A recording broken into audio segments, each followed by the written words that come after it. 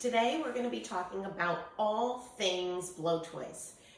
If you have ever had an upset or stressed out or anxious child, I'm sure that you probably tried to help them take a deep breath, slow down, and calm down. But sometimes meditation and mindfulness and yoga strategies, while they are research-based and they do show that they help to reduce stress, not every child can do it effectively. And sometimes, rather than being able to take a deep breath, you get a really short and shallow breath, or you get a reaction from your child that is just resistance to trying to calm down and being stuck in that place of upset. So today I want to show you an alternative, and that is using blow toys to utilize throughout the day to keep your child in a calm and organized place. And this is especially important throughout the holiday season where there's so many disruptions in routines and things just are much more stressful and chaotic than they are during other times of the year. So on that note, let's get started.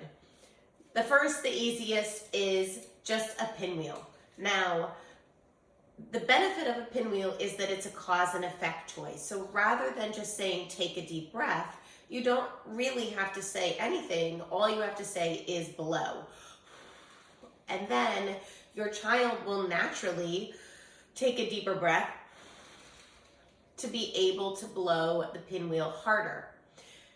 Some children have challenges pursing their lips and getting a nice rounded lip posture so that they can effectively blow, and you see something that looks a bit more like this. So the cause and effect toy really isn't that helpful because they're not even seeing their breath create any sort of effect. And now you've just got a lot of short and shallow breathing that makes the kid more stressed instead of more relaxed. So let's go on to a couple of other options. So the next option is to use some bubble blowers.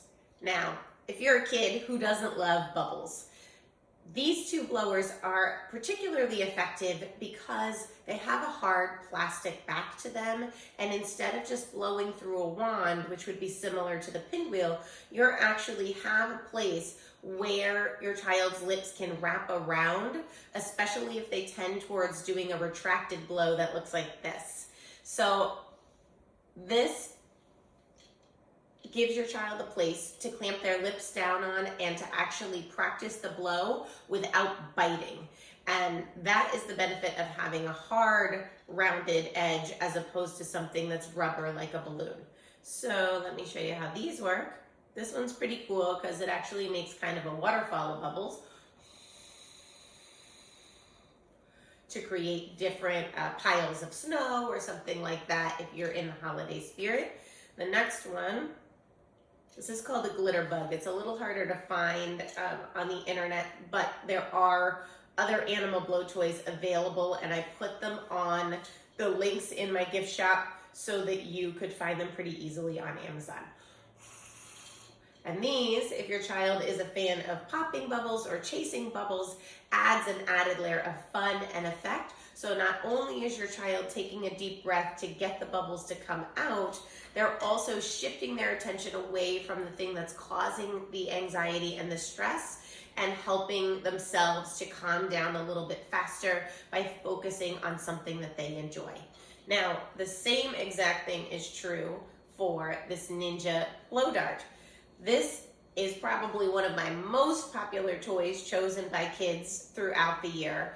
And you can definitely get this in a 5-pack on Amazon. They're very cheap.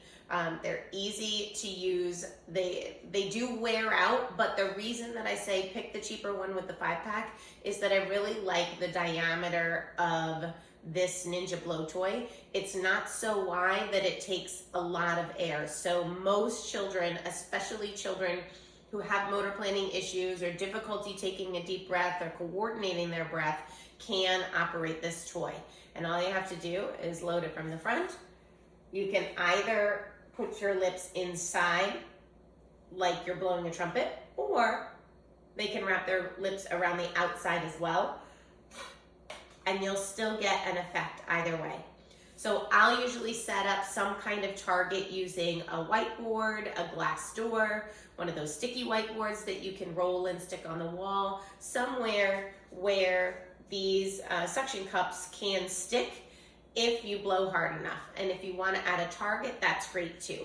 I have also played in a blow dart war against another child, and that can be really fun if it's not too stressful in the interaction to try to be mindful of getting hit. I always tell kids you need to try to aim for the belly or below, or it doesn't count. We want to make sure that this is safe and fun for everyone.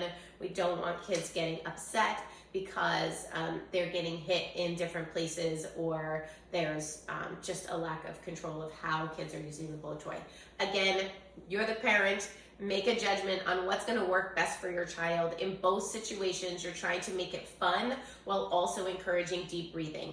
One other thing that I'll say about this is the longer that the tube is, the deeper the breath a child has to take to be able to get the effect. So if they take a shallow breath, it just falls very short and you don't get the distance that you need to hit the target. However, if you take a deeper breath, you get a lot more distance. You get a lot more diaphragmatic breathing because you can't help but engage your diaphragm to do a forced exhale. So forced exhales can be really, really valuable because it allows a child to take a deeper inhale as they get more connected to their diaphragm. This is also really great if your child has asthma and is prone to trapping air in their lungs. If you can get them a toy that requires forced exhalation or it has a little bit of resisted breathing to it, then your child will try to push out the air that's trapped in their lungs. And that is another great strategy, especially for children with asthma, to be able to get their breath back and reduce their stress so that they're more regulated and more available. The other thing that has a really long tube is using a pop tube to make a bubble mountain. You can just put a little bit of water in the bottom of a bucket and add a teeny bit of dish soap. Stretch your pop tube out, take a really deep breath, and start making your bubble mountain. Eventually, it'll get so big that it can overflow, so we joke about it being a volcano or making a giant bubble ice cream.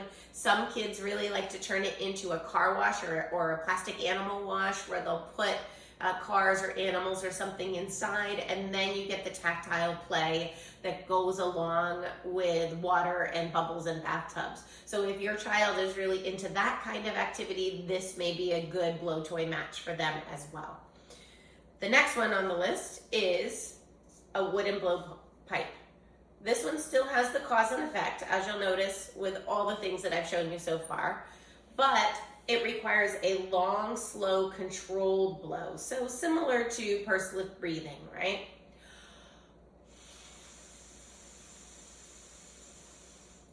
The goal is to try to get the ball to float without just flying off because you're blowing out too hard.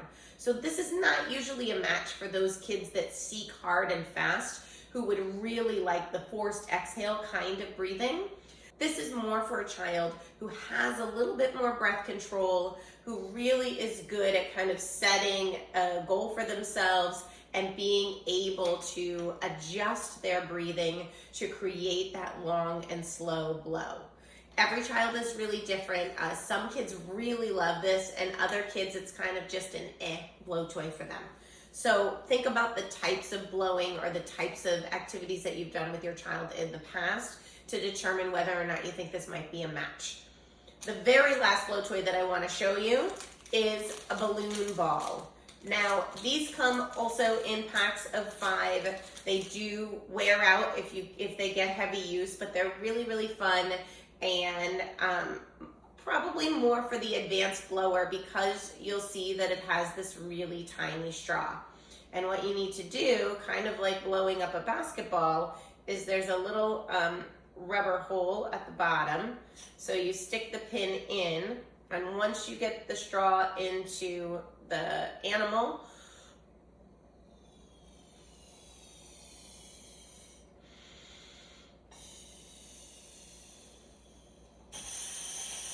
you can blow it up. Now, if I let it go, it's just going to come out.